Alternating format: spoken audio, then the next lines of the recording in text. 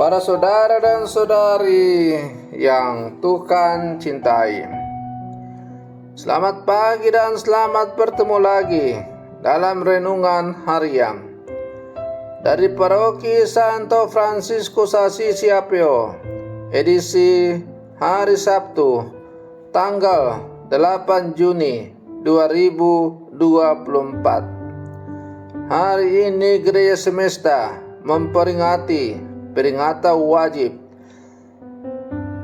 hati tak bernoda dari Santa Perawan Maria.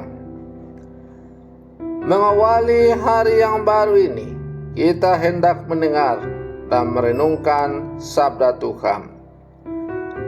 Marilah sebelum kita mendengar dan merenungkan sabda Tuhan, kita berdoa. Dalam nama Bapa dan Putra dan Roh Kudus. Amin. Allah Bapa yang Maha Mulia, Engkau telah menyediakan kediaman yang pantas bagi Roh Kudus dalam hati Santa Perawan Maria. Limpahkanlah rahmat-Mu agar berkat doa Santa Perawan Maria kami pun layak menjadi bait kemuliaan-Mu. Bersabdalah ya Tuhan, kami siap mendengarkan. Terpujilah Engkau Bapa, Putra dan Roh Kudus, kini dan sepanjang segala masa. Amin. Para saudara dan saudari yang Tuhan cintai, sabda Tuhan yang hendak kita dengar dan kita renungkan untuk mengawali hari yang baru ini diambil dari Injil Lukas pasal 2 ayat 41 sampai 51. Tuhan bersamamu. Inilah Injil suci menurut Lukas. Tiap-tiap tahun pada hari raya Paskah, orang tua Yesus pergi ke Yerusalem. Ketika Yesus telah berumur 12 tahun, pergilah mereka ke Yerusalem seperti lazimnya pada hari raya itu. Setelah hari-hari perayaan itu, ketika mereka berjalan pulang, tinggallah Yesus di Yerusalem tanpa diketahui orang tuanya. Karena mereka menyangka bahwa Yesus ada di antara orang-orang seperjalanan mereka.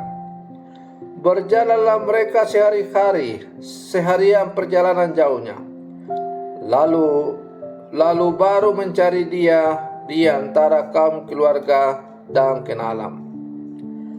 Karena tidak menemukan Dia, kembalilah Maria dan Yusuf ke Yerusalem sambil terus mencari Dia.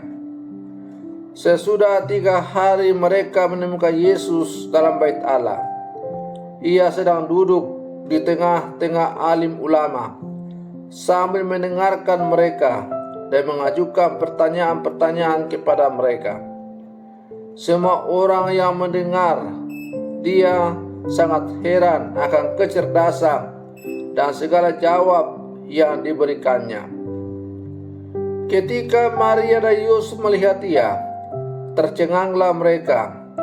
Lalu kata ibunya kepadanya, "Nak, mengapakah engkau berbuat demikian terhadap kami? Bapamu dan aku dengan cemas mencari engkau." Jawab Yesus kepada mereka, "Mengapa kamu mencari aku? Tidakkah kamu tahu bahwa aku harus berada di dalam rumah Bapakku?" Tetapi mereka tidak mengerti apa yang dikatakan Yesus kepada mereka.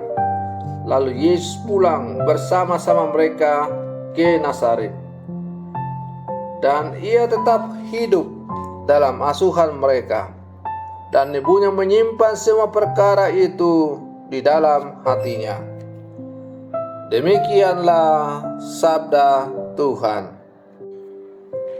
Para saudara dan saudari yang Tuhan cintai, dan Maria menyimpan perkara itu di dalam hatinya. Tentu yang sangat tahu situasi ini adalah Bunda Maria sendiri. Apa yang sebenarnya dirasakan oleh Bunda Maria? Banyak kisahnya yang dialami oleh Bunda Maria. Pada awal ia bertunangan dengan Yusuf dan mengandung dari Roh Kudus pun, Maria tidak mudah memahami apa yang ia alami. Maria tidak mudah dan tetap berjuang untuk memahami dan mengimani apa yang Allah kehendaki dalam hidupnya. Maria adalah pemilik hati yang terus bermenung dan beriman akan Allah. Para saudara dan saudari yang Tuhan cintai, tentu kita bisa membayangkan dan merasakan bagaimana hati Maria ketika ia dengan suaminya Yusuf sudah berjalan 3 hari lamanya untuk mencari Yesus yang ketinggalan di Yerusalem. Dan ketika kemudian ia berjumpa dengan putra yang dikasihinya itu, dan ketika ia bertanya, "Nak, mengapa engkau berbuat demikian? Bapamu dan aku dengan susah payah mencari engkau." Lalu Yesus menjawab, "Mengapa kamu mencari aku? Bukankah aku harus tinggal dan berada dalam rumah Bapakku?" Para saudara dan saudari yang Tuhan cintai, dari sudut pandang hati manusia yang biasa, tentu ada kemungkinan bahwa Maria terkejut dengan apa yang menjadi jawaban Yesus itu. Tetapi sebagai seorang beriman, ia tentu berusaha untuk merenungkan setiap peristiwa hidup yang ia alami dalam terang sabda Tuhan. Maka tepatlah kata-kata Maria untuk menggambarkan kedalaman imannya, ke dalam hatinya yang penuh dengan cinta akan Allah. "Aku ini hamba Tuhan, terjadilah padaku apa yang engkau kehendaki."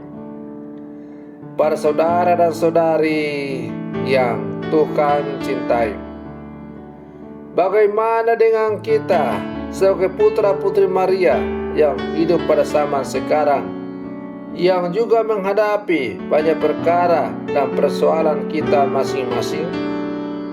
Apakah kita akan tetap tahu dan sadar bahwa kita tetap harus berani tinggal di dalam rumah Allah yang benar? Rumah kita adalah iman teguh kita akan campur tangan Tuhan. Atau kita keluar dari rumah kita dan entah lari kemana. Melalui ungkapan Yesus, ketika ia ditemukan dan ditanya, Yesus mengatakan, "Tidakkah engkau tahu bahwa aku harus tinggal di rumah Bapakku?" Yesus menegaskan kepada kita bahwa apapun yang terjadi, seberat apapun liku-liku kehidupan kita, tetaplah tinggal di rumah Bapa. Sebagaimana yang dilakukan Bunda Maria, ia tetap tinggal di rumah yang benar, yaitu keheningan hati. Para saudara dan saudari yang Tuhan cintai, kita adalah murid-murid Yesus yang hidup di zaman sekarang.